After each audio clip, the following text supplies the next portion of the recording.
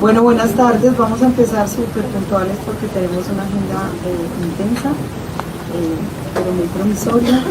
Mi nombre es Ana Cristina González Vélez.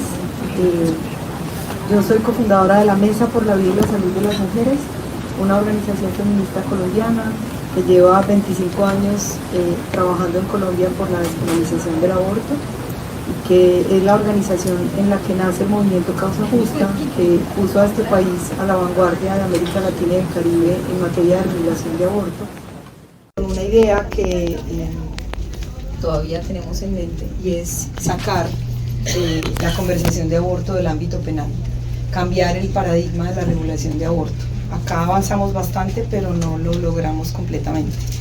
Y antes de mi intervención le voy a dar la palabra a Laura Castro González. No somos parientes, me acabo de dar cuenta que tenemos el mismo apellido. Laura es la directora ejecutiva de la Mesa por la Vida y la Salud de las Mujeres. Laura Castro además es politóloga y profesional en lenguas y estudios culturales y magíster en investigación en Derecho. Muchas gracias, Laura. Gracias, Ana, y buenos días para todos y todas. Muchas gracias por unirse a este evento paralelo. Como ya mencionó Ana, la Mesa por la Vida y la Salud de las Mujeres es una organización, un colectivo feminista que trabaja desde la década de los 90 por la despenalización total del aborto en el país, y en este camino le ha interesado construir discusiones, líneas argumentativas y producir conocimiento que aporte a este propósito de la despenalización total.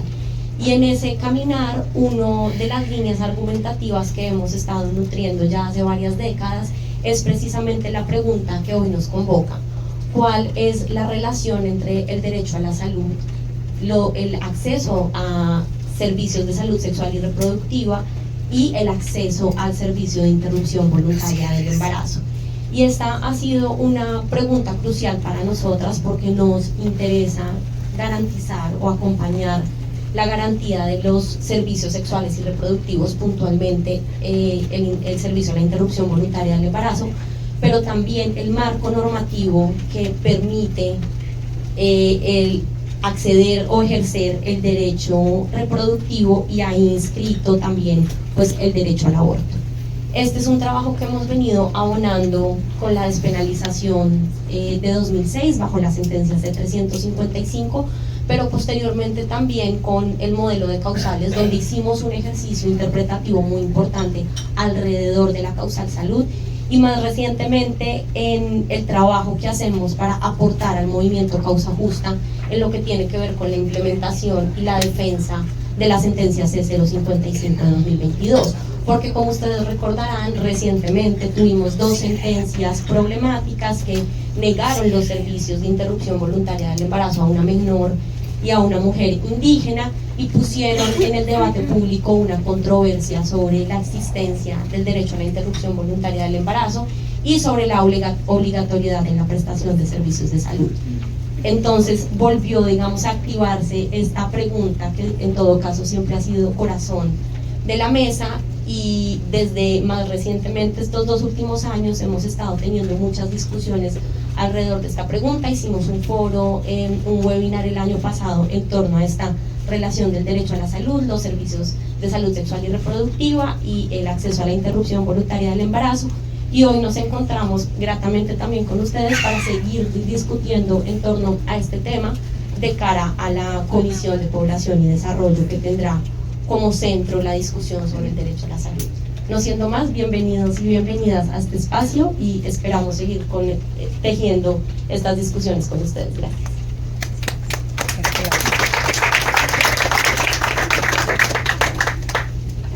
Bueno, yo voy muy brevemente a introducir esta conversación. Laura ya me abonó el terreno. Yo, además de ser cofundadora de la Mesa y activista acá y en América Latina, he trabajado como investigadora, como docente y como experta en el campo del derecho a la salud, los derechos sexuales y reproductivos y la igualdad de género. He colaborado muchas veces con la CEPAL y con el Fondo de Población de Naciones Unidas, y hace muchos años fui directora nacional de salud pública en Colombia, así que estas conversaciones están como en el centro de lo que he hecho también profesionalmente. Este evento, como ya fue mencionado, es un evento convocado por la Mesa, por FOS Feminista y por el Fondo de Población de las Naciones Unidas, la Oficina de Colombia. Y tomamos la decisión de hacerlo considerando que a 30 años del Programa de Acción sobre Población y Desarrollo, que fue acordado por 179 países en 1994, la revisión de los avances anuales que tienen lugar en la CPD y la dificultad para alcanzar consensos en torno a ciertos temas, acabamos de verlo en la negociación que está teniendo lugar aquí, por las profundas resistencias de los gobiernos más conservadores de distintos países de la región y del mundo, no pueden afectar o limitar la comprensión que se ha avanzado en ciertos aspectos en el ámbito de los derechos humanos y en los propios consensos de lo que llamamos coloquialmente como Agenda del Cairo.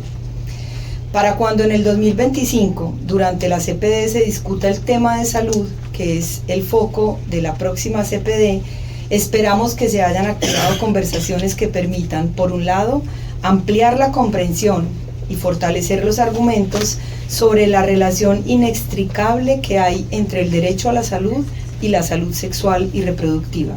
Específicamente esperamos que el Consenso de Montevideo sirva para avanzar conversaciones y acuerdos en torno a tales vínculos, partiendo del hecho muy repetido en esta conferencia de que se trata del consenso más avanzado en materia de salud y derechos sexuales y reproductivos, y en ese sentido debería servir como una herramienta para impulsar debates que aseguren la protección de estos derechos a nivel nacional, regional y global.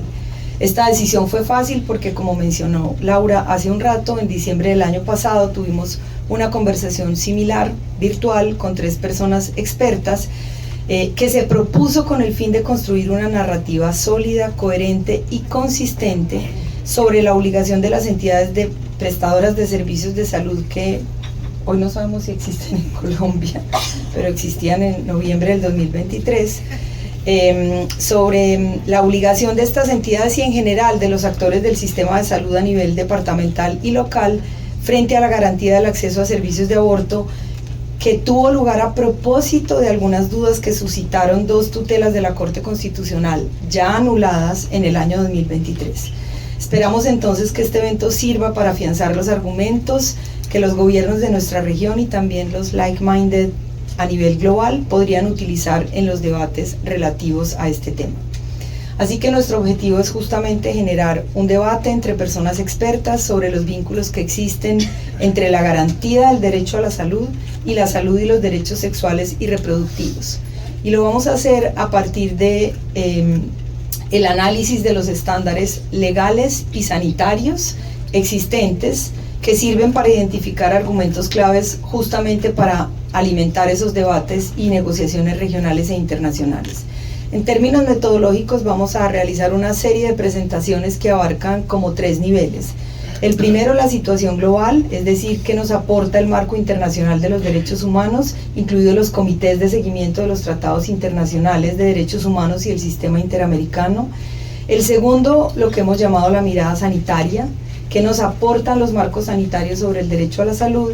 Y el tercero, la experiencia nacional, poniendo el foco en Colombia y en México.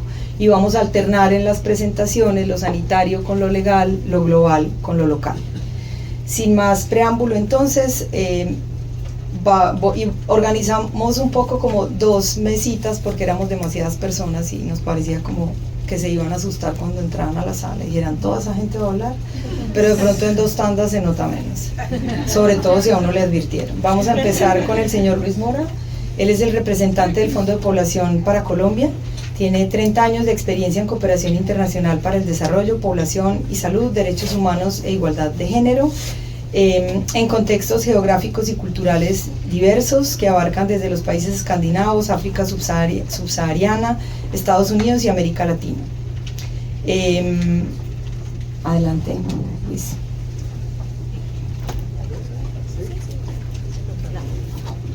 Buenas tardes a todos y a todas. En reconocimiento de todas las diversidades, quisiera antes que nada agradecer la oportunidad como Fondo de Población de Naciones Unidas en Colombia de unirnos a este importante espacio, digamos, de reflexión y de acción.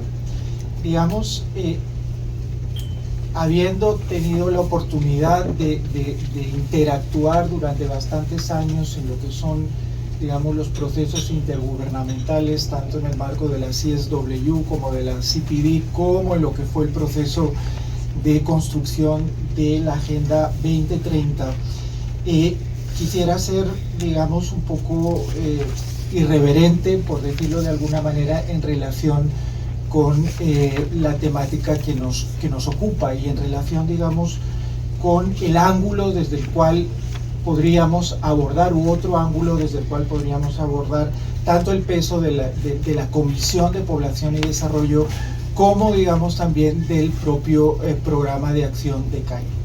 Y yo creo que en ese sentido, como ocurre con algunos de estos procesos histórico-políticos, hay un mito fundacional, ¿no?, en Cairo, que ha permeado durante estos 30 años su ejecución y del cual, de alguna manera, al cual nos enfrentamos persistentemente.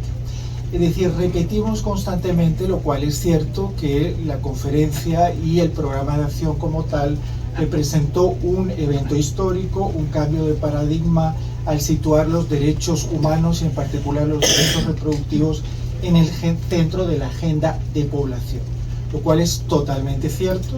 Sabemos que a partir de ahí las políticas de población que previamente se habían basado en el control de la población iniciaron, digamos, toda una transformación que se ha ido dando en estos últimos 30 años para basarse y centrarse en la libertad, en la elección de las mujeres, la famosa frase de Nafis Sadik en la conferencia cuando habló de not by chance, by choice, es decir, no, digamos, por azar, sino por elección. Y en ese sentido, Cairo constituyó el instrumento político de derrota del movimiento global de control de la población. Pero ese movimiento que se ha ido trastocando a lo largo de los 30 años y que ha integrado otra serie de tendencias y de movimientos, llamémosle conservadores, antiderechos, contrarios a la agenda, tiene características diferentes en este momento. Sin embargo, Cairo no fue muchas cosas que pretendemos que fue.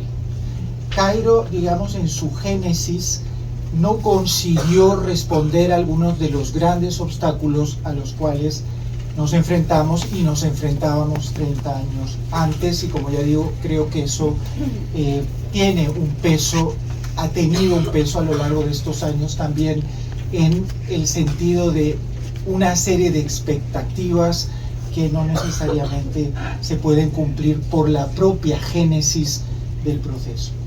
Cairo no es un marco que aborda de manera comprensiva e integral los vínculos profundos entre las decisiones reproductivas de los individuos, la justicia social económica y el paradigma de desarrollo. No contiene una crítica sustantiva sobre el efecto de las desigualdades socioeconómicas en la salud sexual y reproductiva y los derechos de las mujeres, puesto que su énfasis se puso fundamentalmente en el crecimiento económico, en el contexto del desarrollo sostenible. Y ante la ausencia de una agenda real de reforma social que Cairo y el programa no impuso como tal, se focalizó en el empoderamiento de las mujeres y la educación como la medida fundamental para promover la demanda voluntaria de planificación familiar y los servicios de salud reproductiva. Entonces, digamos, en ese sentido, digamos, más allá de la reflexión que podamos hacer y de las expectativas que a veces le exigimos al programa de acción en relación con lo que el programa propiamente fue, la comisión, y yo creo que ahí la comisión, ¿qué es lo que hace? La comisión es el órgano que de alguna manera hace el seguimiento a nivel internacional de el cumplimiento, digamos, del programa de acción y de la agenda de población y desarrollo. Ha habido un cambio radical en el caso específico de América Latina y del Caribe que no se acompaña necesariamente en otras regiones.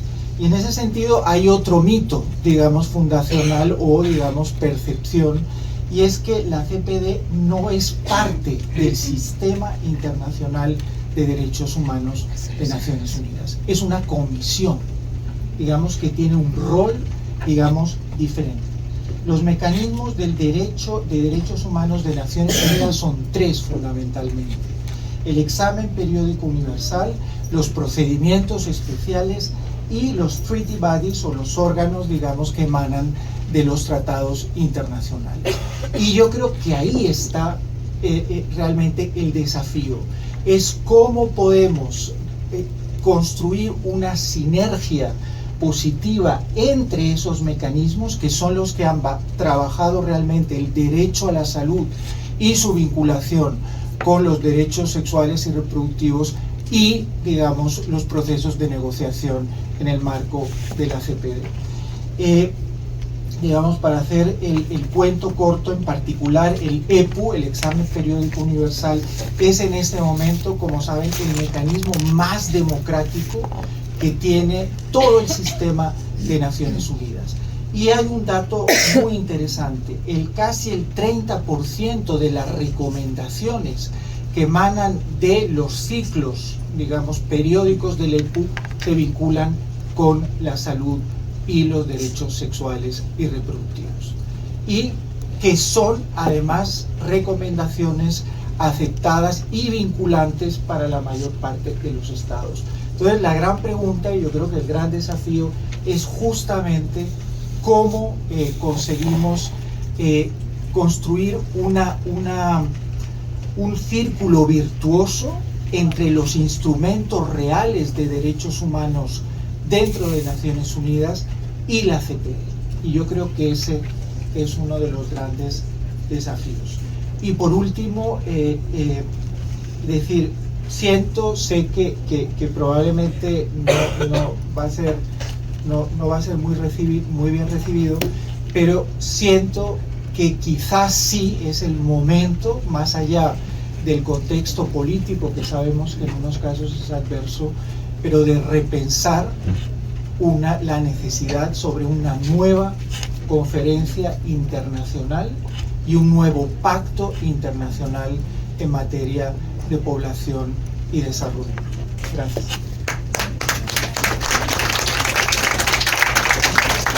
Muy bien, así me gusta, provocando desde el principio. Yo ya quiero hablar, por ejemplo, pero no voy a hablar. Le voy a dar la palabra a Cecilia Staff. Cecilia va a contarnos un poquito, bueno, no les voy a adelantar mejor. Cecilia es directora adjunta de Iniciativas Sanitarias en Uruguay, una muy querida colega, y es la persona que está representando en este espacio a FOS Feminista. Ella tiene formación en género y políticas públicas, y durante 10 años fue coordinadora del área de advocacy de esta organización, y ahora desde hace pocos años es su directora adjunta, y ha trabajado mucho asesorando al gobierno de Uruguay en materia de salud sexual y reproductiva, y coordinando con las redes a nivel nacional, regional y global. Adelante, Cecilia. Muchas gracias, Ana Cristina. Bueno, un gusto estar en esta mesa representando a FOS Feminista. Como bien Ana dijo, les cuento brevemente que FOS Feminista es una organización feminista interseccional que está centrada en la salud y los derechos sexuales y reproductivos, y que junto con más de 250 organizaciones alrededor del mundo nos dedicamos a la atención sanitaria, la educación y la defensa de los derechos de las personas. En esta oportunidad, la idea justamente es hablar un poquito, en continuación a lo que planteaba justamente Luis, sobre la importancia de los documentos de acuerdos en torno a la CPD. Los documentos de acuerdo sabemos que son decisiones y resoluciones que los Estados miembros han acordado en las sesiones anuales, que orientan las prioridades de la comunidad internacional en estas cuestiones, y que es muy importante mantener el lenguaje acordado.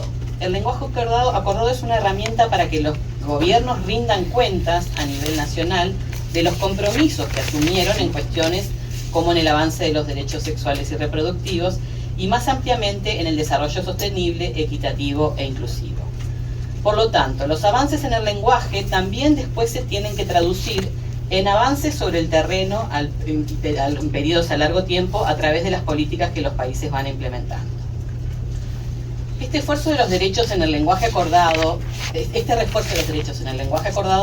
especialmente crítico en el contexto de los derechos sexuales y reproductivos. sabemos que los antiderechos se han vuelto más influyentes, están potenciados por sus poderosas conexiones, recursos financieros, etc. Y abiertamente se oponen al derecho a controlar el propio cuerpo, la reproducción y la sexualidad.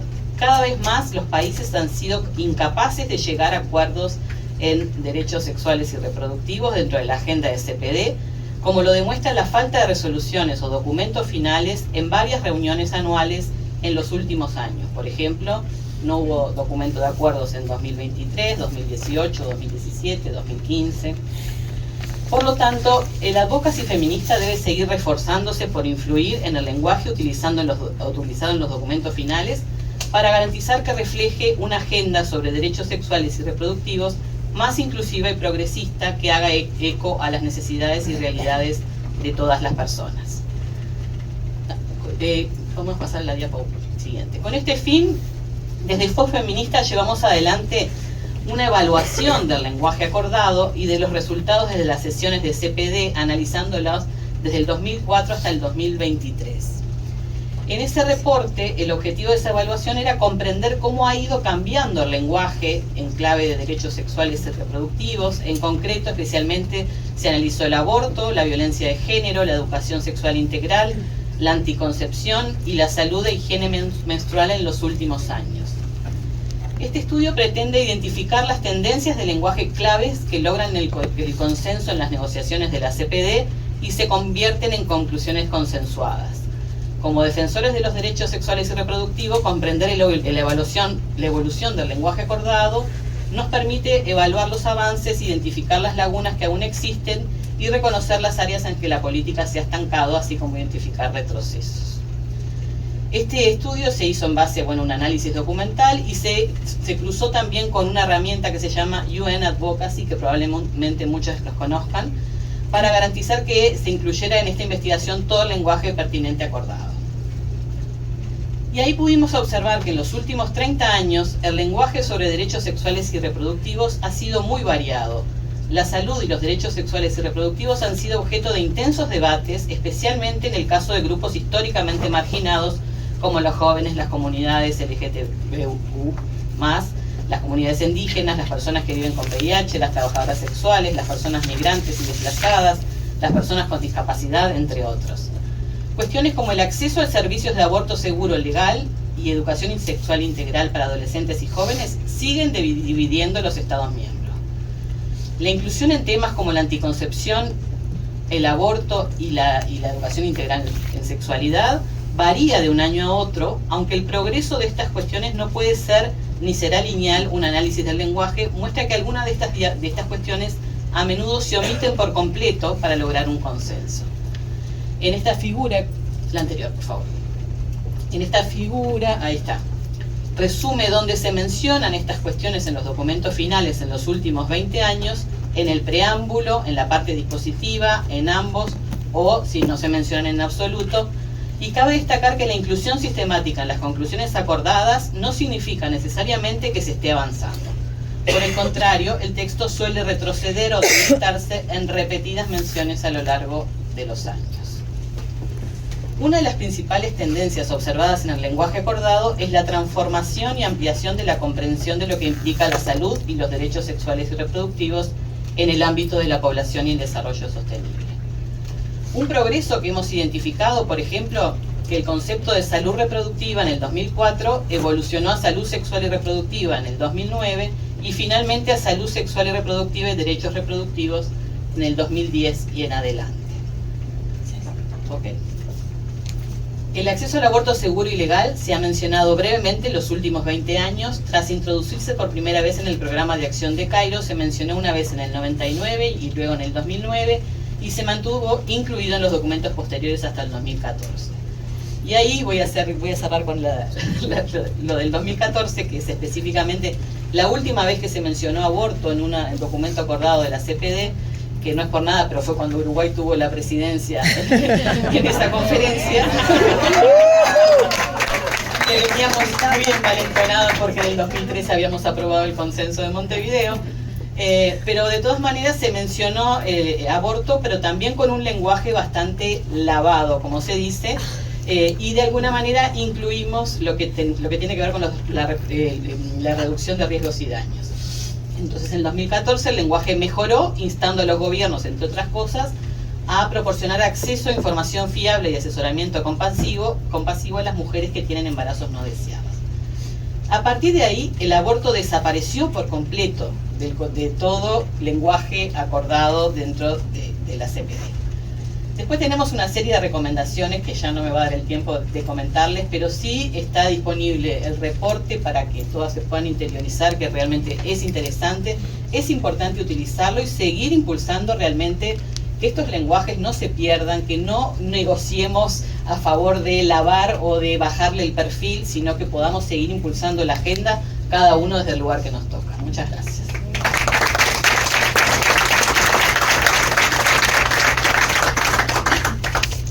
Esto de que la gente quede como así medio en punta, sí, también es para que ustedes queden con ganas y podamos hacer una conversación posterior.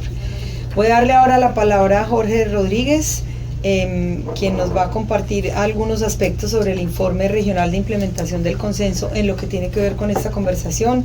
Jorge es sociólogo por la Universidad de Chile y doctor en demografía por la Universidad Nacional de Córdoba, Argentina, y desde 1994 trabaja en el área de población y desarrollo del CELADE. Es autor de múltiples publicaciones sobre distintos temas sociodemográficos, entre ellos fecundidad y salud sexual y reproductiva, y por supuesto participó activamente de todo el proceso que condujo a la adopción del Consenso de Montevideo en el 2013. Bienvenido, Jorge. Ya tengo tu autorización para avisarte más contundentemente, porque me dijo que iba a ser corto, pero que generalmente se pasaba el tiempo que me autorizaba a interrumpir. Gracias, Jorge. Muchas gracias, Ana Cristina, y confío en que efectivamente me contengas. Lo primero es, desde luego, agradecer. Siempre un gusto estar en estos escenarios, en estos espacios con la sociedad civil, que fue un actor fundamental para el Consenso de Montevideo y lo sigue siendo. En ese sentido, un agradecimiento por el esfuerzo que hicieron y el que siguen realizando. El compromiso, en realidad. En segundo lugar, voy a hablar tal vez desde otra mirada que nace de la experiencia en la que yo estoy involucrado con el Consenso de Montevideo, desde su gestación, como decía Ana Cristina, en donde me tocó participar en el proceso de negociación, pero sobre todo en lo que ha venido posteriormente, que es el proceso de seguimiento, implementación, promoción y debate al respecto del consenso. En ese sentido, un primer punto que me parece importante aclarar es qué papel tiene la CEPAL y en particular el CELADE, el Centro Latinoamericano y Caribeño de Demografía, en el consenso. La verdad es que nosotros somos la Secretaría Técnica, no del consenso, sino del producto inicial del consenso, de la instancia que generó como producto inicial el consenso, que es la conferencia, que es la que nos reúne actualmente, ¿no? Entonces, nuestra calidad de Secretaría Técnica somos los que de una u otra manera recibimos las solicitudes de los países, nos debemos a los países, y hacemos o intentamos desplegar técnicamente esas solicitudes, ¿no? Tratamos de dar cumplimiento a esas solicitudes, y entre ellas están aquellas que tienen que ver con la regularidad de las reuniones, las temáticas de las reuniones, y también el mandato de hacer un seguimiento regular al primer instrumento y único de esta conferencia, ¿no? Que es el Consenso de Montevideo. En ese sentido, cada cierto tiempo nos toca hacer el seguimiento a través de informes. Y esos informes, ¿no?, como el segundo que ya presentamos, se nutre principalmente de elementos oficiales, y en eso tenemos que ser súper claros y transparentes, porque como Comisión Económica de Naciones Unidas, nuestra primera contraparte y nuestros mandantes, de hecho, son los gobiernos. Entonces, estamos obligados a considerar, en primer lugar, a los informes nacionales, y luego a cifras y datos que también tienen ese carácter, ¿no?, normalmente oficiales. Dicho lo anterior, en ese proceso de elaboración del informe siempre estamos abiertos a recoger otras visiones, no solo las oficiales. Y esas las recogemos tanto por el intercambio que tenemos directamente con las contrapartes, como por las plataformas que las mismas contrapartes han construido, ¿no? Mira que te miro es una de esas plataformas y nosotros la usamos constantemente. Entonces, en ese contexto de elaboración, el segundo informe, y a eso yo es a lo que vengo, arrojó bastantes novedades respecto de los temas de salud sexual y reproductiva, y yo quiero mencionar solamente 2 o 3 y hacer mis puntos en función de esos 2 o 3 temas, ¿no? Y a partir de situaciones más bien específicas tratar eventualmente de generalizar un argumento. El primer punto tiene que ver con la gran cantidad de legislación, leyes y marco normativo que encontramos en los países y que ha ido avanzando en algunos de los aspectos tocados en el consenso, en algunos casos incluso el tema de aborto, incluso el caso de aborto, pero el déficit de implementación, ¿no? Y ahí entonces, como Secretaría Técnica nos obliga a, para poder tener una visión más cercana a la realidad y no solo quedarse en lo escrito, sino ver la aplicación, tenemos que ir a otras visiones, que pueden ser las que proporciona la sociedad civil, o buscar indicadores. Y que esos indicadores entonces traten de captar cómo este marco normativo, este marco legal, digamos, la estructura normativa, en definitiva, realmente se está aplicando. Una manera, ¿no?, es de derechamente buscar cómo está procediendo, ¿no?, si hay reglamentaciones, si hay recursos, si hay presupuestos, y eso es una de las miradas sobre el déficit de implementación e intentamos hacerla en el informe. No siempre existe la transparencia ni la información como para llegar a una conclusión precisa al respecto, pero tratamos de hacerlo. Pero realmente la manera en cómo lo hacemos de manera mucho más frecuente, porque además está un poco en nuestro expertise, ¿no?, y nuestro mandato, es a través de indicadores. Es buscando indicadores que den cuenta de resultados. Y ahí hay un primer mensaje que yo quería mencionar sobre la salud sexual y reproductiva, ¿no? Que en el consenso, y eso desde luego somos herederos de Cairo, se alude claramente a ampliar y asegurar universalmente el acceso a la salud sexual y reproductiva, a los servicios de salud sexual y reproductiva. Pero claramente la conclusión a la que hemos llegado es que eso no basta.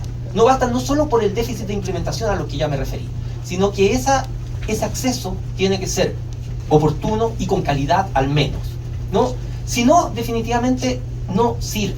Y en el caso de la salud sexual y reproductiva, sobre todo en el tema de oportunidad, porque en temas de días, horas, pueden decidirse situaciones permanentes, ¿no? Eso me lleva entonces a una segunda reflexión que también arrojó el informe y tiene que ver con un tema que estuvo muy presente para nosotros hasta hace poco, pero sus reverberancias todavía nos acompañan, que es la pandemia, ¿no? Y ahí quiero poner el tema de la idea de servicios esenciales. Nos llevamos la sorpresa de que en muchos países, aludiendo a ese argumento, los servicios de salud sexual y reproductiva, y en particular aquellos que se prestaban a adolescentes, que venían de alguna manera inspirados, ¿no?, en el capítulo B sobre el consenso, estaban siendo postergados, ¿no?, de manera sistemática. Los resultados de esa postergación nos tenían tremendamente preocupados, y el argumento técnico desde el punto de vista legal es que no estaba en juego la vida, no eran elementos esenciales. Y es cierto que cuando uno lo mira en una cierta perspectiva, ¿no?, muchas cosas de la salud reproductiva, muchos asuntos de la salud reproductiva no implican un riesgo vital inmediato. Hay algunos que sí, ¿no?, pero son los menos. Probablemente muchos de ellos no tienen un riesgo inmediato, pero ahí viene la idea de la oportunidad. Si tú no atiendes en el momento determinado, si no ofreces la anticoncepción en el momento determinado, claro, la mujer no se va a morir, pero las consecuencias van a ser duraderas. Y eso es mucho más claro en el caso de aborto. Ahí sí que la mujer puede morir, ¿no? Entonces, es evidente que la idea de oportunidad y de calidad tienen que estar indisolublemente asociadas a la idea de acceso, porque si no perdemos el foco. Y el foco es el foco en, al mismo tiempo, un enfoque de derechos y un enfoque de resultados, ¿no?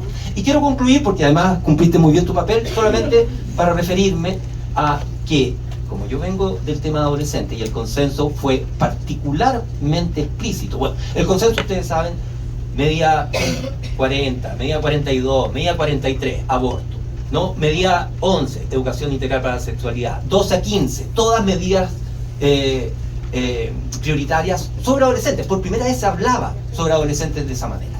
Bueno, quiero terminar solamente diciendo que si yo pudiera transmitir a partir de lo que nosotros vimos en el informe y el seguimiento que hemos hecho, en donde hubo un giro copernicano a partir del consenso, fue en el tratamiento que se le da a la adolescente y en el reconocimiento, al menos, no desde el punto de vista formal, aunque no siempre se revalide, en materia de sus derechos sexuales y reproductivos, y claramente, y eso sin ninguna duda, y ahí en muchos casos como política de Estado, que incluso ha logrado sobreponerse a cambios de signo de gobierno. Los cambios de signo influyen, mueven un poco, pero la aguja no oscila en 180 grados, mueve. La prevención del embarazo adolescente. Eso se ha convertido realmente en lo que podríamos llamar un leitmotiv para prácticamente todos los actores políticos relevantes. Y eso no es casual, eso está muy claramente dicho en el Consenso de Montevideo, y los resultados están a la vista. Todos los gobiernos que hoy han acompañado de una u otra manera, sobre todo los que pueden mostrar resultados, están diciendo que están comprometidos con ese esfuerzo y están mostrando resultados. Gracias.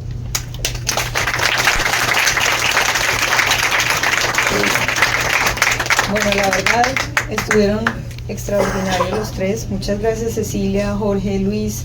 Vamos a proyectar un video que nos mandó Pascal Alotey. Ella es la directora del programa de salud sexual y reproductiva de la Organización Mundial de la Salud. Ella quería estar acá, pero en esta semana nadie que trabaja en Ginebra puede viajar. Es una política. Es una experta reconocida globalmente en asuntos de salud y derechos sexuales y reproductivos. Antes de tener este cargo en la Organización Mundial de la Salud, ella fue la vicepresidenta del panel asesor de género en la Organización Mundial de la Salud, y bueno, tiene pues un currículum de académica bastante destacado, y tuvo el gesto maravilloso de mandarnos este video hace bastantes días. Lo tradujimos para que fuera mucho más fácil en la conversación. Distinguished delegates, colleagues, friends, I'm really sorry that I'm unable to join you in person. It would have been my first visit to Colombia, which remains on my bucket list of places to visit.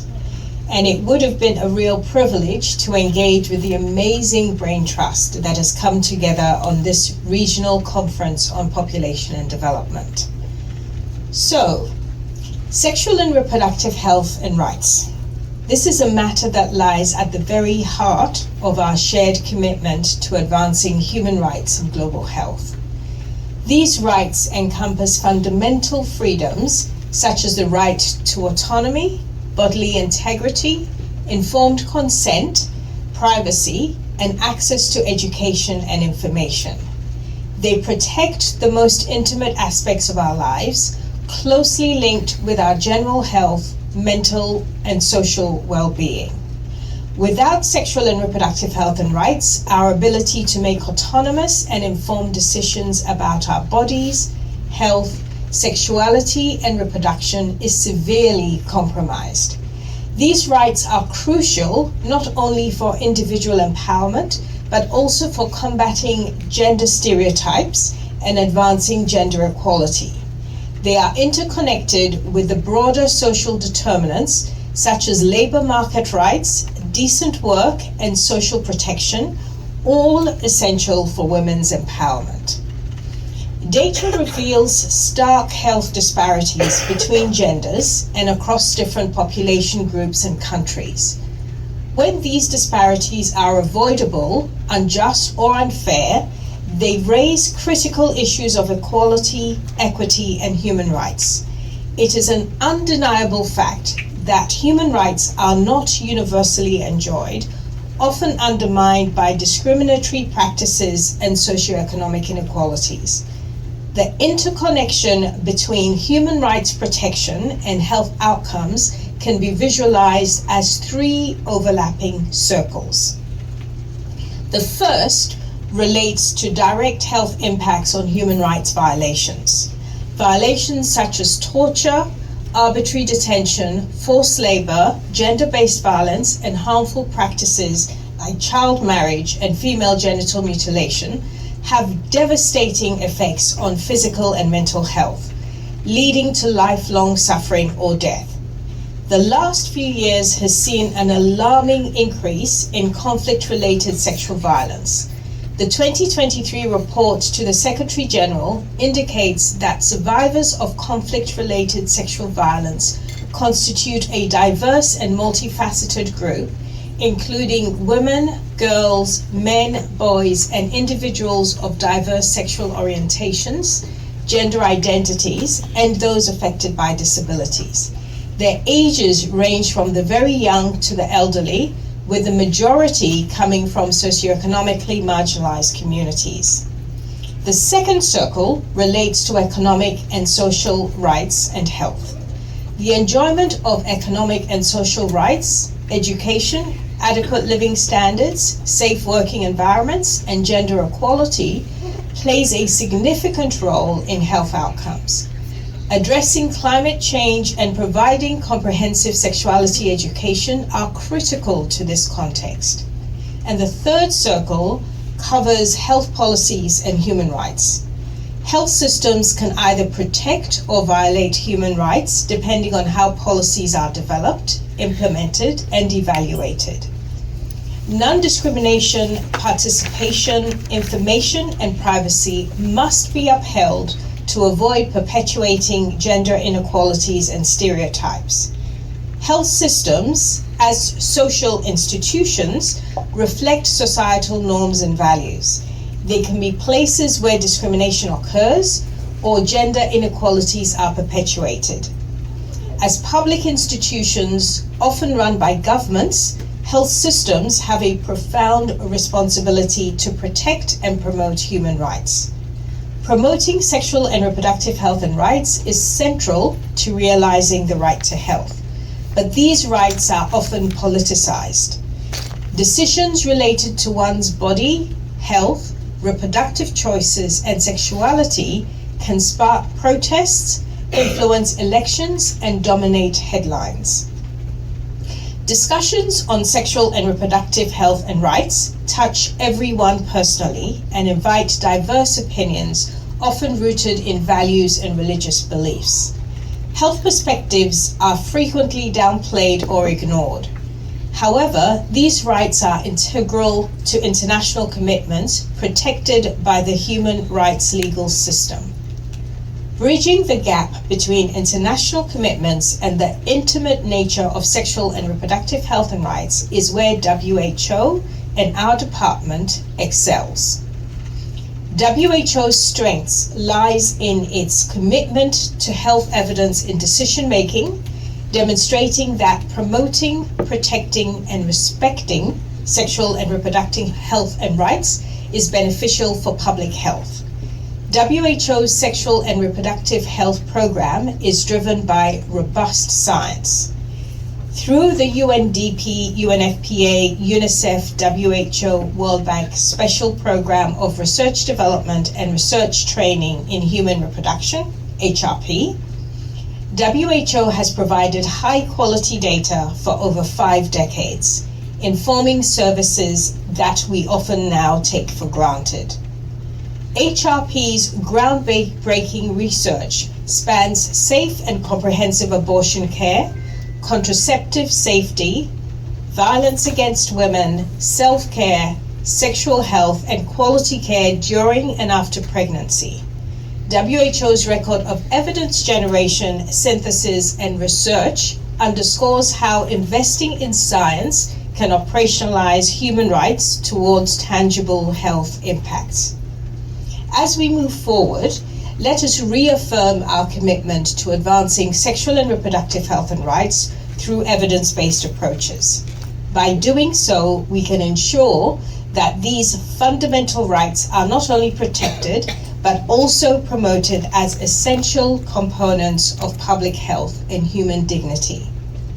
While I'm not there in person, please do not hesitate to contact me or any of the exceptional staff at the Department of Sexual and Reproductive Health and Research here at WHO. We have a mountain of resources, are always keen to hear about where the evidence gaps might be and to develop new collaborations and partnerships to work towards sexual and reproductive health and rights for all. Thank you.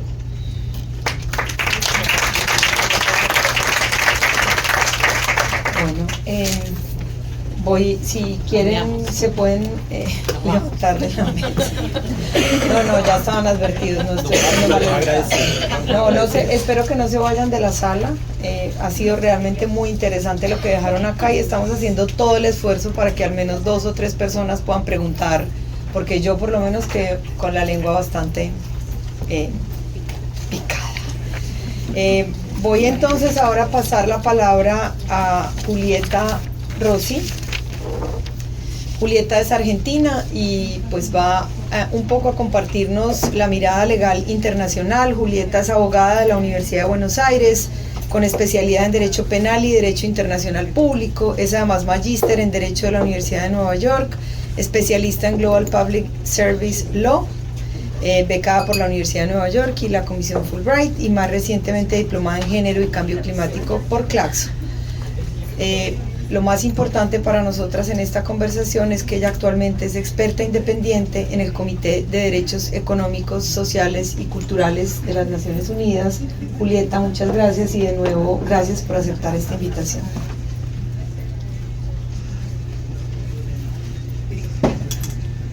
Bueno, buenas tardes, muchas gracias a las organizadoras por la invitación a participar en este evento que me parece realmente de muchísima importancia, en especial Ana Cristina. Y bueno, mi aporte va a ser desde el campo justamente del derecho internacional de los derechos humanos, y si bien yo integro el Comité DESC de Naciones Unidas, lo que yo comparto con ustedes es a título personal, ¿no?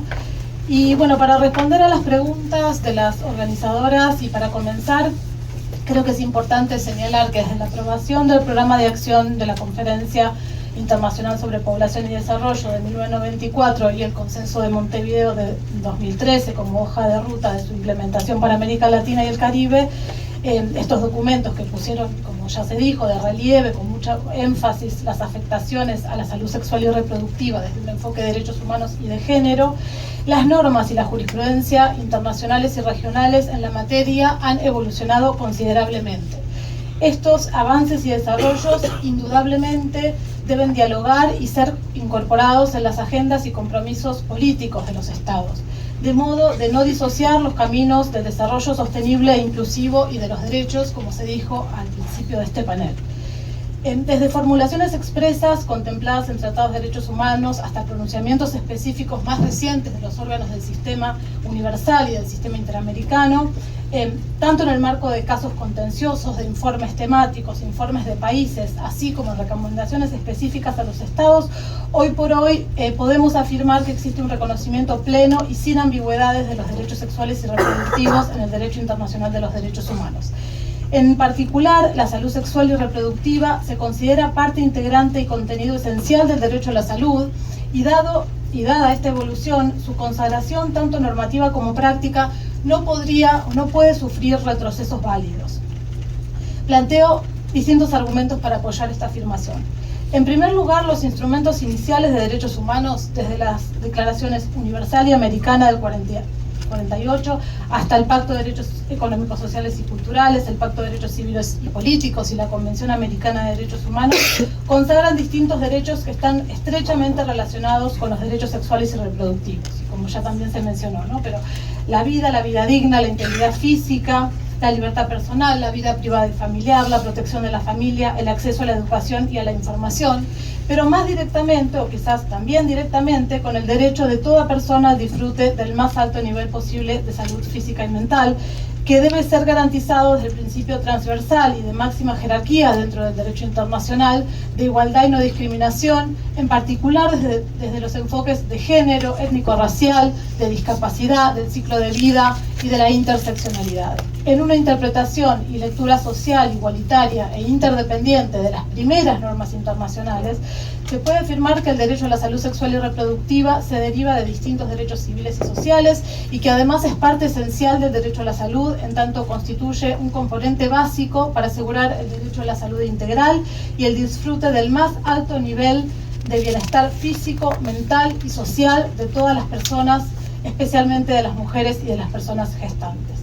Luego comienzan a introducirse referencias explícitas al derecho a la salud sexual y reproductiva como elemento del derecho a la salud en sucesivos tratados. Así, la Convención La CEDAW del 79 establece el deber de los estados de asegurar el derecho a la salud y a la atención médica en condiciones igualitarias, con expresa mención de los servicios que se refieren a la planificación de la familia y servicios apropiados en relación con el embarazo, el parto y el periodo posterior al parto. En igual sentido, la Convención de Derechos del Niño y la Convención sobre Derechos de las Personas con Discapacidad incluyen menciones similares dentro del derecho a la salud, con enfoques, por supuesto, de niñez y discapacidad. En segundo lugar, quisiera mencionar que al nivel normativo se agregan también los desarrollos interpretativos del marco de derechos elaborados por los órganos de control. En este sentido, el Comité DESC ha desarrollado dos observaciones generales, la observación general 14 sobre el derecho a la salud y la observación general 22 sobre el derecho a la salud sexual y reproductiva, un poco más reciente, de 2016, donde estableció relaciones insoslayables entre ambos derechos. Desde la observación general 3, el Comité ha establecido que los Estados tienen obligaciones básicas de garantizar niveles mínimos de los derechos del pacto, que son inderogables y funcionan como un punto de partida hacia una garantía plena. Tomando este concepto, el Comité ha confirmado expresamente en la Observación General 14 que dentro del nivel mínimo del derecho a la salud, los Estados deben velar por la atención de la salud reproductiva, materna, prenatal y postnatal e infantil, junto, por ejemplo, con la atención primaria de la salud. Y estos componentes son de exigibilidad inmediata y su cumplimiento no puede estar condicionado a la disponibilidad de recursos. Pero además, y en función de este reconocimiento y a la constatación de las graves y sostenidas violaciones a los derechos sexuales y reproductivos, especialmente para las mujeres y las niñas, el Comité consideró necesario realizar especificaciones adicionales a través de una nueva observación general dedicada íntegramente al tema. Sobre la base del reconocimiento del derecho a la salud, este órgano determinó que el pleno disfrute del derecho a la salud sexual y reproductiva implica el acceso sin trabas a toda una serie de establecimientos, bienes, servicios e información relativas a la salud. Agregó que también conlleva el derecho de adoptar decisiones y hacer elecciones libres y responsables, sin violencia, coacción ni discriminación con respecto a los asuntos relativos al propio cuerpo y a la propia salud sexual y reproductiva. Por supuesto que debido a la capacidad reproductiva de las mujeres y también de las personas gestantes, este órgano consideró que la realización de este derecho es esencial para la realización de todos los derechos humanos e imprescindible para la salud y la autonomía y para adoptar decisiones significativas sobre su vida y su salud. Otro documento interpretativo de relevancia es la recomendación 24 del Comité de la CEDAW, que estableció en el mismo sentido, en la misma línea, que el acceso a la atención de la salud, incluida la salud reproductiva, es un derecho básico de la Convención. Y también la recomendación general 39, donde precisó que los Estados deben garantizar el acceso de mujeres y niñas indígenas a servicios de salud sexual y reproductiva asequibles y culturalmente apropiados como parte del derecho a la salud. También el Comité de Niñez se pronunció recientemente en el caso Camila contra Perú, que trata sobre violencia obstétrica y el acceso al aborto legal y seguro. A su vez, tal como se refirió, los comités de ONU, al evaluar el cumplimiento de los estados en términos de sus compromisos, ha venido generando una práctica constante y consolidada aplicando estos estándares que venía mencionando anteriormente. Por ejemplo, el Comité DESC, en sus observaciones sobre El Salvador, Brasil y Panamá, ha establecido, por ejemplo, la obligación de los estados, o ha recomendado revisar la legislación penal que prohíbe el aborto de forma parcial o absoluta, en particular despenalizando el aborto y ampliando las circunstancias en las que está permitido legalmente. También garantizar la disponibilidad de información y servicios de atención a la salud sexual y reproductiva adecuados y de calidad. Por ejemplo, el acceso a servicios de abortos seguros, incluyendo el aborto farmacológico. Digamos, hay toda una serie de recomendaciones, tengo ya poco tiempo, tengo que terminar, pero digamos, han venido aplicando, como les decía, sistemáticamente recomendaciones muy precisas a los estados en materia de salud sexual y reproductiva. El sistema interamericano ha evolucionado también en una línea similar y mi compañera, digamos, va a exponer sobre esto, pero en todo caso, para terminar, y utilizando la expresión de la Corte Interamericana de Derechos Humanos, se ha venido conformando un corpus juris internacional. Esto significa un conjunto extenso y coincidente de normas, interpretaciones y jurisprudencia proveniente del sistema universal y del ámbito regional interamericano, que sirven de base para afirmar la consagración en el derecho internacional de los derechos humanos de la salud sexual y reproductiva centralmente como parte integrante y contenido esencial del derecho a la salud y en conexión con otros derechos fundamentales. Muchas gracias.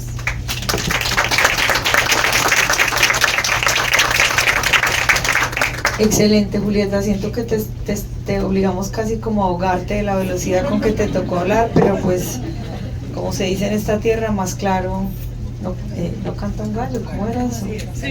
Lo dije mal en todo caso. Bueno, vamos, mil gracias de verdad. Vamos a tener una memoria de esto para que tengamos esas excelentes presentaciones. Vamos ahora a escuchar a Sofía. Perdón, Julieta, agüita tienes. A Sofía Charbel, un poco una mirada más desde lo nacional, constitucional de México y también como entrelazado con el sistema interamericano. Sofía es licenciada en Derecho por el Instituto Tecnológico Autónomo de México, ITAM. Es maestra en Ciencias Jurídicas y doctora en Derecho por la Universidad Panamericana de la Ciudad de México. Títulos obtenidos ambos con mención honorífica. Ella es profesora asociada de Derecho, investigadora de tiempo completo y directora del programa de Derecho y Salud Pública en el Departamento Académico de Derecho de la ITAM. Adelante, Sofía. Hola. Sí, ya. Ok, muchísimas gracias por la invitación. Para mí es de verdad un honor estar aquí. Gracias a todos los organizadores, en especial a Ana, que nos fue trayendo como de la mano hasta lograr. La verdad es que sí, mi participación es en el área interdisciplinaria del derecho y la salud pública. Ya se han mencionado muchas de las cosas que yo también voy a tocar. Quisiera haber estado escuchando situaciones en que se abriera una enorme distancia entre los países de América Latina y decir, ay, en Colombia ya lo lograron, ¿no? No importa que México hubiera perdido si otros países ya lo lograron, pero no. Desafortunadamente vamos igual y creo que lejos de lograr un piso parejo. Voy a comenzar con una noticia que me impactó el encabezado. Estoy convencida que el sistema público de salud odia a las embarazadas, dijo Ali, quien denuncia violencia obstétrica en Tabasco. Al principio de mi embarazo tuve sangrado y necesitaba reposo. Me canalizaron con la doctora X y me dijo, a ver señora, no tiene caso que yo la mande a dejar de trabajar y estar en reposo en su casa, si de por sí usted ya sangró, y si ya sangró es porque se le va a salir el feto. Así siga con su vida normal y ya. Esa fue la primera de muchas situaciones similares que la misma mujer tuvo que vivir los meses de su embarazo, considerando de alto riesgo. En México, 1 de cada 3 mujeres en los últimos 5 años fue víctima de algún tipo de violencia obstétrica durante su último parto. Actualmente suman solamente 3 estados en los cuales se encuentra claramente despenalizado el aborto, faltan 21. En los últimos años, Latinoamérica ha estado en el centro de estas luchas por parte de la sociedad civil, justo para alcanzar el reconocimiento y la garantía de los derechos sexuales y reproductivos en la normatividad local e internacional. Aunque se han conseguido avances, y no los vamos a negar, estamos lejos de lograr los objetivos porque todos nuestros gobiernos siguen con enormes pendientes. No se han logrado erradicar los prejuicios ni estereotipos. En algunos casos, la normatividad sí reconoce los derechos y, como decía Jorge, a pesar de ellos no se cumplen ni se conocen por el personal de salud. Por ejemplo, en el caso de México, el Ministerio Público, ante las denuncias de violación, tendría que ofrecer la pastilla del día siguiente y dar esta anticoncepción de emergencia. Por lo general, ni la otorgan, ni saben que tendrían que ofrecerla. Obviamente, las consecuencias son para la víctima. Tampoco ha permeado en la sociedad la noción básica de que los derechos son una cuestión pública y, por ende, parte esencial del derecho a la salud. Sin el cabal cumplimiento de los derechos sexuales y reproductivos, el derecho a la salud no es tal. Se aleja de lo fundamental. Si los derechos sexuales y reproductivos no son reconocidos y garantizados como parte sustancial del derecho a la salud, entonces estaríamos hablando de pedazos de derecho a la salud, porque habría una constante violación, como ya acontece de los mismos. El sistema interamericano han existido diversos pronunciamientos, muchos, y todos son muy importantes. Yo nada más voy a mencionar uno, el caso de IB contra Bolivia, ¿no? En dicho caso, la Corte establece como condición para el goce y disfrute de los derechos sexuales y reproductivos la importancia del consentimiento informado. Y es que la Corte reconoce cómo son las mujeres que más sufren por este abuso, por el tema de los estereotipos, ¿no? cómo las describen en el caso, retomando, dice, volubles, impulsivas e incapaces de decidir por ellas mismas y requieren de la dirección de una persona más estable y con mejor criterio. Obviamente, un hombre protector, ¿no? Y las mujeres deben ser, pero eso sí, ¿no? Las menosprecian, necesitan un hombre protector, no pueden hacer nada, no pueden decidir. ¿Para qué el consentimiento informado si ellas no son capaces? Pero eso sí, son las responsables, ¿no? Tal cual lo dicen, de la salud sexual de la pareja. Entonces te menosprecian y te responsabilizan. Esta visión, ¿no? Que no deben de ser consultadas, obviamente es lo que piensan erróneamente los médicos y, bueno, vulnera el goce, el disfrute de estos derechos, de su salud, de su dignidad y de su persona. Con respecto a la Comisión Interamericana de Derechos Humanos de 2023, la misma resalta que los derechos reproductivos pueden ser clasificados como un derecho habilitante que engloba un sinfín de otros derechos, como el derecho a fundar una familia, el derecho a la integridad física y mental. La Comisión llama a los estados a abstenerse de retroceder, justamente lo que estamos viendo cada vez más, estos temas, ¿no? De antiderechos nos debería de preocupar, y buscar cómo evitar y tener una vida sin discriminación por causa de género, que es histórica y estructural, y que se refleja propiciada por las leyes que criminalizan de forma absoluta la interrupción voluntaria del embarazo. Resalta también que se observan medidas, tanto materiales como formales, que retroceden en la garantía de los derechos reproductivos libres de toda forma de violencia y discriminación. Entre ellas, justo la falta de acceso a la justicia, sin duda es uno, pero justamente acceder aquí a los servicios de salud, especialmente en el caso de los adolescentes. Me voy rápido mejor al caso de México para contarles un poco en dónde estamos. En el caso de México, la Suprema Corte de Justicia en los últimos años, al resolver diversas sentencias sobre salud, ha señalado, debido a la naturaleza de los juicios y las razones por las que se acudieron a los medios de defensa, deben ser catalogados porque buscan la salvaguarda de derechos sexuales y reproductivos. Si bien la Corte no establece de manera puntual una definición y toma la de la ONU de 1994, sí ha establecido cuestiones específicas como parte del derecho a la salud, la educación, el derecho a la educación sexual, el derecho a la interrupción del embarazo, el derecho a acceder a técnicas de reproducción asistida inclusive, y obviamente una vida libre de violencia obstétrica, ¿no? Pero a pesar de esta postura, el Estado no hace incidencia, vuelvo a coincidir con lo que mencionaba Jorge, ¿no? Falta de capacitación, faltan de indicadores y el personal de salud no conoce la normatividad. Respecto al aborto, la Corte Mexicana ha señalado que de acuerdo con los estándares internacionales, el derecho a la vida no es un derecho obviamente absoluto y tampoco se establece un momento específico para su protección. Por lo tanto, no hay razón bajo esa premisa que se prohíba precisamente el tema del aborto. O sea, además, lo debe ser así porque la persona tiene que decidir sobre su cuerpo y poder autodeterminarse. Además, se pronunció sobre derechos reconocidos en la Constitución que tienen que ver como la integridad física de la persona, la autonomía y su capacidad de decidir sobre su autonomía personal, integridad física y también psicológica.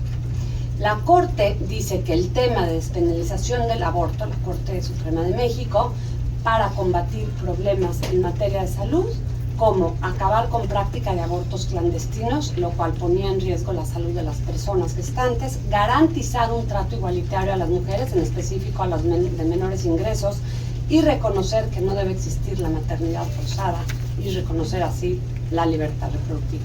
Aquí justo los reportes indican que el IMSS, que es el principal, tiene 60 millones de personas, ¿no?, a los que les da cobertura de salud, el principal proveedor de servicios públicos de salud, y no se practican aborto.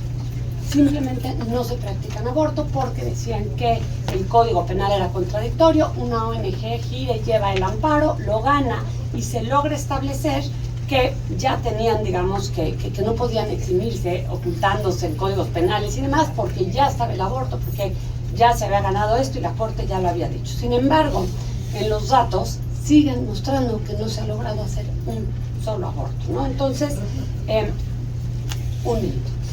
Respecto a los casos de derecho a tener un embarazo libre de violencia, también la Corte los ha vinculado con la falta del tema de Bolivia, consentimiento informado, y señala que tener un papel firmado, dice la Corte, no es suficiente para tener el consentimiento informado. Basta ver en qué situaciones realmente se hace.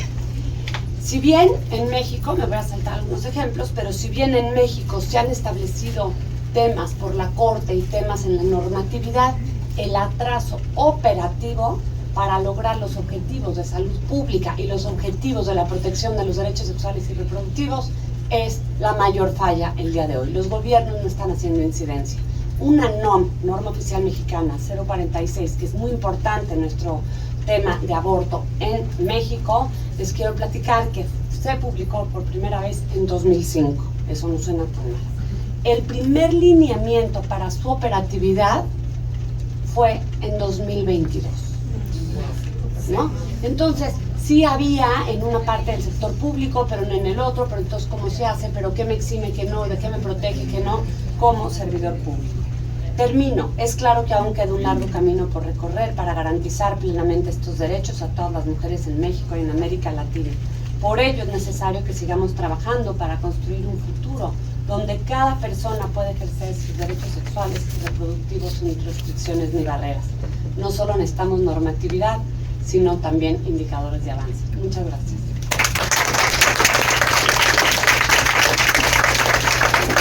Muchas gracias, Sofía. Nos vamos acercando al final de las presentaciones. Vamos a tener chance de 2, 3 intervenciones de ustedes. Acuérdense que al final les vamos a ofrecer un pequeño almuerzo para que no se nos desmayen saliendo de este salón.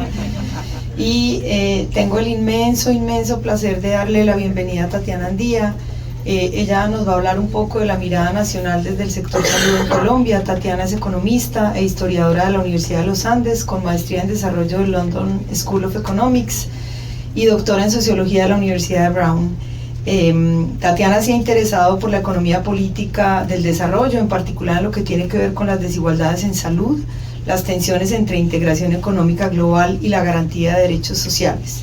Ella actualmente coordina el proyecto Salud Visible, pero además es autora de un género que en estos días le escuché que se inventó, que es la columna-ensayo, el ensayo-columna, en Razón Pública, donde desde hace poco nos habla y nos educa a las y los colombianos sobre la muerte. Muchas gracias, Tatiana, por estar acá. Muchas gracias. ¿Te funciona? Ya. ¿Ese sí. te va mejor? Dale. Sí, perfecto. Muchas gracias a Ana por la invitación. Un placer compartir paneles con ustedes. He aprendido cantidades, tengo todas mis notas muy detalladas. Yo creo que yo les voy a hablar de algo como un poco distinto. O desde una perspectiva creo muy única, y es que yo he trabajado toda mi vida en derecho a la salud, ¿cierto? Desde diferentes perspectivas, pero ahora tengo una perspectiva totalmente nueva y única, porque hace más o menos un año fui diagnosticada un cáncer de pulmón terminal, de esos incurables, catastróficos, tiene todos los nombres negativos posibles. Entonces, después de haber trabajado muchos años desde la perspectiva, llamémosle panorámica, macro, poblacional del derecho a la salud, porque trabajé en el Ministerio de Salud un tiempo, pero también en general en reflexiones también un poco más jurídicas sobre el derecho a la salud. Ahora he tenido la oportunidad de experimentar el derecho a la salud etnográficamente desde abajo, con todas las barreras y todas las cosas de las que solía hablar teóricamente, un poco en la carne, y es una perspectiva diferente para mí, pero creo que en general pues creo que tengo que aclararla para que ustedes entiendan el lugar desde donde voy a enunciar lo que quiero decir. Entonces, lo primero que quisiera decir es que y la perspectiva es también un poco colombiana, que Colombia tiene una historia, digamos, con el derecho a la salud bastante particular, yo creo, en América Latina, tal vez en mi opinión comparable solo con la de Brasil o con la de Costa Rica, pero es especial, digamos, también desde este sentido. Entonces, lo primero, si ustedes me preguntan cuál fue mi primer choque, para alguien que ha hecho mucho trabajo de salud y que en principio debería saber cómo funciona, ¿cierto? Debería saber cómo funciona el acceso efectivo a los servicios de salud, pero también debería entender fácilmente cuáles son los dilemas de la prestación de servicios de salud, los límites del derecho, etcétera. pues no fui tan solvente como debería haber sido. Y de mis contrastes y choques que creo que se traslapan con varias de las cosas que ya se han dicho, el primero tal vez fue experimentar de primera mano que ahora a buena parte de lo que llamamos salud nos toque ponerle apellido humanizado. Entonces, parto humanizado, servicio humanizado, ¿no?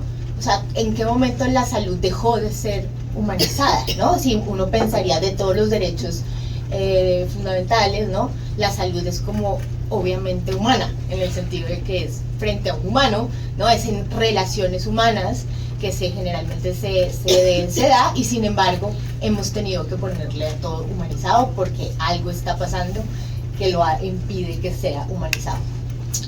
Ese es mi primer choque, que suena obvio después de un rato, pero en el momento no para nada obvio.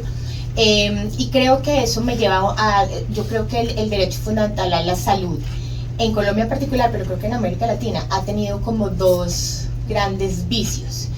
Y en la reflexión que Ana me pidió que hiciera, que es tratar de conectar o ver el lugar central que los derechos sexuales y reproductivos tienen en el derecho a la salud, pues me gustaría hacer una reflexión sobre lo que yo considero que son vicios de la discusión sobre el derecho a la salud en general, precisamente para que no nos pase lo mismo con los derechos sexuales y reproductivos. La primera, entonces creo que son dos vicios importantes, y una vez más esto está muy informado por el caso colombiano. Una es la ultra individualización del derecho, ¿cierto? Es como esta idea de que el derecho es litigable, pero también es garantizable solo de manera individual, y creo que ahí hay algo que puede ser muy peligroso, ¿no? Ese es un vicio. Ahorita les digo cómo voy a ver si se me ocurren soluciones a los vicios, pero ese es uno de los vicios. El otro vicio es que se ha desarrollado como un derecho hipermedicalizado y farmaceuticalizado, ¿cierto? Generalmente se traduce, se pelea o se lucha por él a través de una tutela o un amparo individual, pero además se materializa en el acceso a un tratamiento, a una pastilla, a un medicamento, ¿no? Y no estoy diciendo que eso no sea esencial. En mi caso, por ejemplo, pues era esencial. O sea, estoy acá gracias a la pildorita esa. Entonces, efectivamente es esencial, o es esencial acceder a la anticoncepción. No estoy diciendo que eso no sea un componente fundamental, pero creo que a veces oscurece conexiones que son esenciales para pensar en el derecho fundamental a la salud. Por ejemplo, conexiones con la libertad, el derecho a decidir, la vida misma, la pregunta sobre de qué se trata la vida, ¿no? Esa discusión está un poquito cancelada cuando uno piensa en el derecho a la salud en términos puramente medicalizados y farmaceuticalizados, etc., ¿no? Entonces, entre las cosas, además de que el toque meterle salud humanizada en general, entre las cosas que me han parecido más difíciles de este tránsito ha sido, por ejemplo, poder hablar de la muerte, ¿no? ¿Cómo deberíamos poder hablar de la vida en general? Deberíamos poder hablar de la muerte, deberíamos poder hablar del embarazo, deberíamos poder hablar de esas cosas que son hitos naturales, ¿no? Todos nos vamos a morir. Yo ahora digo mucho que me parece que el tema que más nos une, porque todos vamos a enfrentarlo en todo caso y que nos hace humanos en principio, que es que nos vamos a morir, no se pueda tocar, es algo que me parece muy paradójico, ¿no? Muy paradójico, y es algo muy parecido a la sexualidad en ese sentido, ¿no? Y es que es una experiencia común, es profundamente humano, y nos toca tener un panel para decir que eso es esencial para el derecho a la salud, ¿no? Entonces es parecido en ese sentido al derecho a morir dignamente, ¿no? En que está penalizado, en que no se puede hablar del tema, en que está atravesado por todas estas creencias religiosas y discusiones políticas, pero al final, pues después de un rato uno lo piensa dos veces y dice, es elemental que esto es un componente esencial del derecho a la salud, porque es un componente esencial del derecho a vivir. Entonces, una de las cosas que es crucial para vivir bien es saberse morir también, ¿no? Entonces, creo que si no podemos hablar de derechos sexuales y reproductivos y no podemos hablar de derecho a la salud en clave de derechos sexuales y reproductivos o en clave de derecho a morir dignamente, no estamos tocando, ahí sí, como dicen, el núcleo esencial del derecho. Entonces, un poquito tratando de ser propositiva y de dar soluciones, una de las cosas que creo que me ha dado, últimamente he tenido como una nueva perspectiva sobre el derecho fundamental a la salud, es que estos dos vicios de los que les hablaba, la hiperindividualización y la hipermedicalización, se terminan juntando en un punto. Y cuando se juntan, básicamente lo que borran es las conexiones que tenemos entre nosotros, ¿cierto? Pero por ejemplo, entre ciencia, tecnología, o sea, la ciencia y la tecnología está hecha por personas, pero hay algo de la ultramedicalización, de la ultrafarmaceuticalización, que hace que esas conexiones se pierdan. Anecdóticamente les cuento que en esas columnas, no columnas, que ahora les llamo columna, ensayo columna, una de las que escribí al puro principio y que fue la que, digamos, la que me rompió la cabeza a mí misma, pero que mucha gente todavía no entendía porque sonaba desagradecida, ya les voy a contar por qué. Es una en donde dije la soledad en una píldora. Cuando me dijeron que existía un medicamento para tratar el cáncer que yo tengo, es una terapia dirigida, el sueño pues del tratamiento, porque no es quimio, ¿no? Es fácil de tomar, es en la punta de lanza de la tecnología farmacéutica, de la innovación, no sé qué, existe, es azul, un pastillero, una al día, ¿no? No da, pues, da como un acné, pero ustedes ni lo ven, o sea, bien, es cero problemática, y yo de todas formas me sentí abandonada el día que me dijeron que esa era la solución, ¿cierto? Que aquí está tu pastilla. Era como que había un montón de cosas que estaban sucediendo alrededor de la enfermedad, como hay un montón de cosas que suceden, por ejemplo, alrededor de un parto o alrededor de una muerte, ¿cierto? Que son todas íntimas, son todas sociales, son todas hermosas de intercambio, y de un momento a otro la existencia de una pastilla me robó todas esas relaciones interesantes. Y se volvió un problema individual, ¿cierto? Yo tengo un problema, pero lo importante es que ninguno de ustedes se dio cuenta ni siquiera que lo tengo, ¿cierto? Ojalá ni se den cuenta, y se volvió una cosa que yo tengo que resolver conmigo misma en mi casa con un dispositivo que es una pastilla, en lugar de la riqueza de todas las relaciones humanas que estaban alrededor de un proceso absolutamente natural también, que es enfermarse de vez en cuando, ¿cierto? Enfermarse o parir o morir, ¿no? Todos procesos que son íntimamente relacionales se convirtieron en un asunto individual, y en un asunto individual tecnologizado, ¿no? Entonces, todo esto para llamar la atención sobre también los derechos sexuales y reproductivos, porque creo que ellos también se han ido farmaceuticalizando, de pronto a veces lo reducimos al acceso a la píldora, ¿no? También se han ido hiperindividualizando, y de repente hay una agenda un poquito más punk que podríamos tener, que es de recuperar la noción, digamos, social y relacional que tienen estos derechos, y también su separación, la no separación, o notar cuáles son las conexiones que estamos perdiendo cuando lo pensamos hipertecnológicamente, ¿no?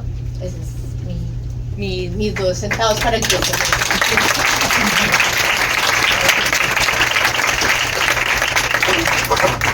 No, ya se he dicho hace mucho tiempo, mis 2 centavos para el peso, y todo eso con medio peso. Cantábamos también los movimientos feministas de América Latina que hemos hecho tanto, y todo eso con medio peso.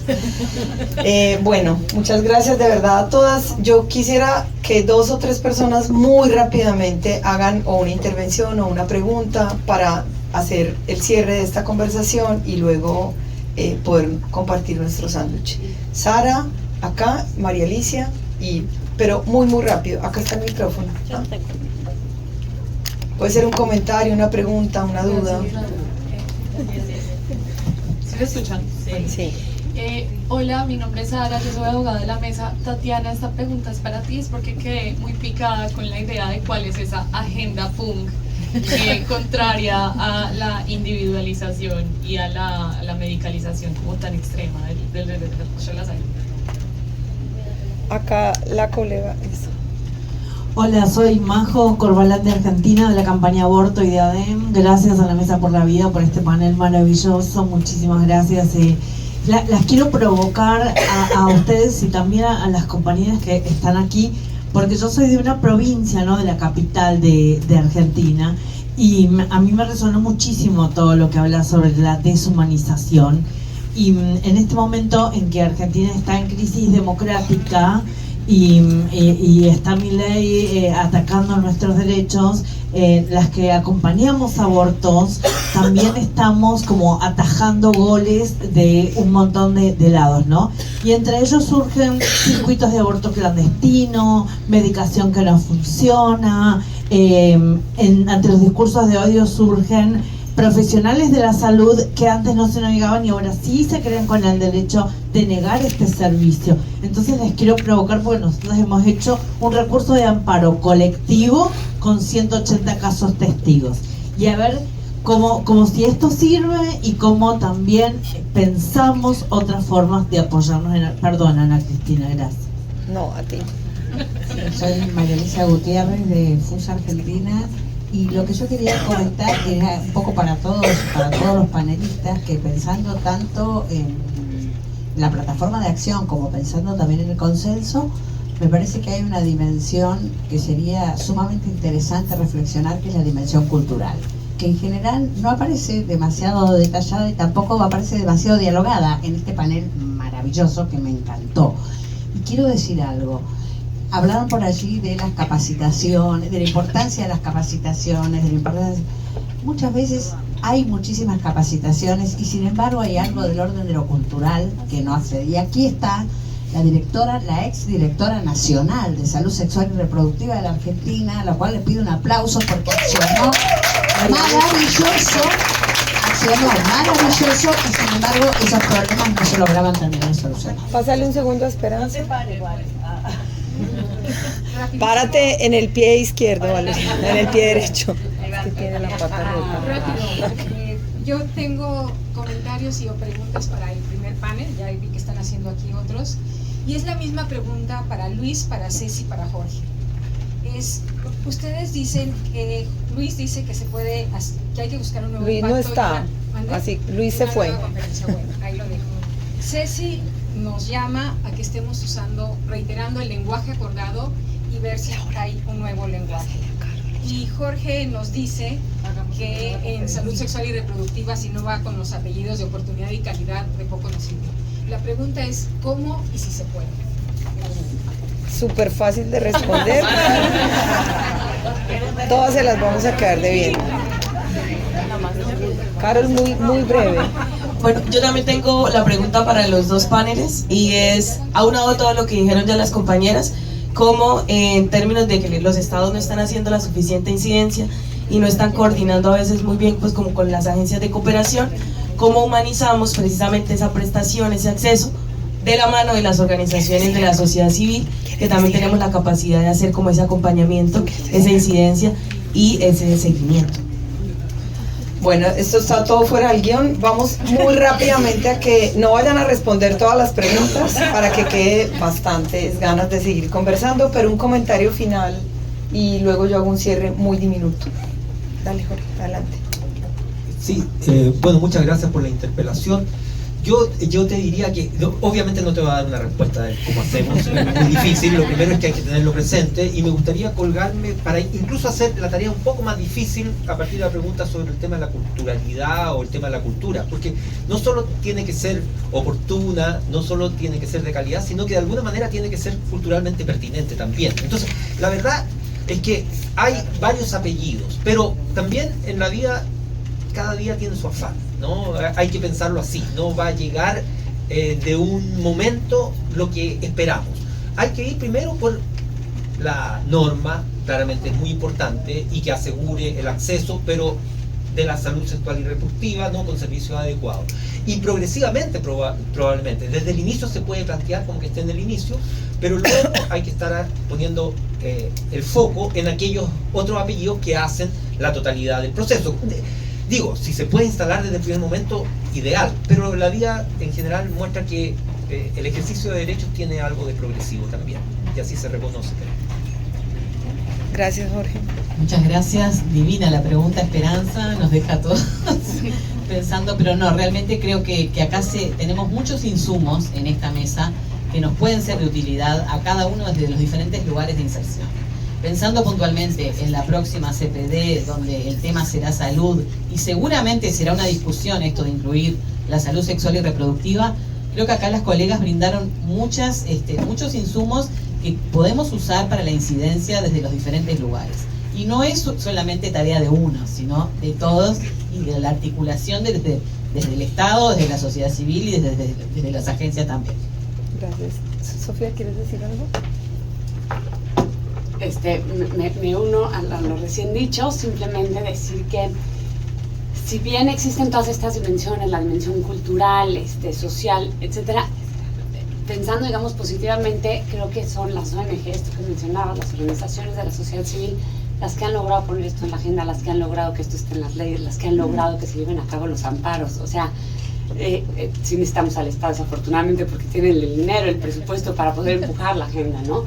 Pero yo sí quería decir que creo que esta unión nos sirve muchísimo porque aprendemos, los que estamos metidos también tratando de hacer esto desde otras perspectivas, y que creo que es la mejor forma de ver las mejores prácticas. O sea, yo aprendí un montón de cada una de las cosas que escuché, incluyendo las preguntas o gente con la que platiqué en el pasillo, y creo que el tema de ver las mejores prácticas, las mejores incidencias, cómo hacerle para que, por ejemplo, en México este tema, ¿no? Se tardaron 20 años en hacer, más de 20 años en hacer los lineamientos. Perdón, ¿quién lo hizo mejor, no? Es un decir, ¿no? Entonces, ir aprendiendo estos temas creo que en la parte cultural va a ser un aporte muy importante porque tenemos muchas cosas muy similares. Gracias. Muy brevemente, la cuestión del amparo presentado, a mí me parece que justamente en momentos regresivos, digamos, el fondo, esas medidas judiciales deben ser accionadas como en el marco de Creo otras. que está apagado, ¿no? ¿Está apagado? Hola. Allá. Por supuesto en el marco de otras estrategias, no la estrategia judicial como única. Me parece que puede brindar algunos resultados justamente considerando todo lo avanzado en este tiempo, ¿no? No es lo mismo la situación hoy por hoy que hace 20 años, entonces hay una cantidad de normativa, interpretaciones, etcétera, que hacen menos posible que las jueces puedan escaparse en todo caso, ¿no? Si bien, por supuesto, conocemos también la situación de la justicia argentina, pero bueno, pensemos en que hay alguna esperanza. Me parece que lo colectivo también suma mucho y no el caso individual, sino mostrar una situación generalizada como estamos viviendo en Argentina hoy por hoy. Y también la cuestión de la regresión, ¿no? Que yo quería terminar con eso, digamos, el tema del principio de progresividad y no regresividad es fundamental en esto que está sucediendo en Argentina, y bueno, en esta cuestión específica de los derechos sexuales y reproductivos, también mencionar el Plan ENIA y cómo se desmanteló, pero hay argumentos, yo diría hoy, desde el punto de vista legal, específicos, que hay que ponerlos en juego, que deberían jugar un papel muy importante para evitar estas regresiones y para evitar, digamos, estas políticas de desmantelamiento feroz que estamos viviendo hoy en Argentina.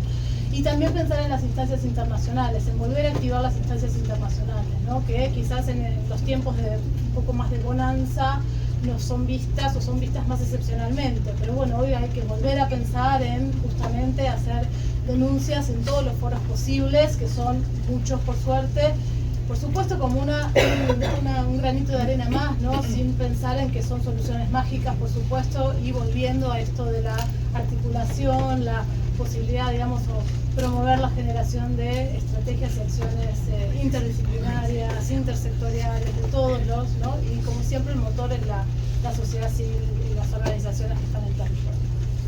Gracias. Yo tengo que resolver el punk en 3 segundos.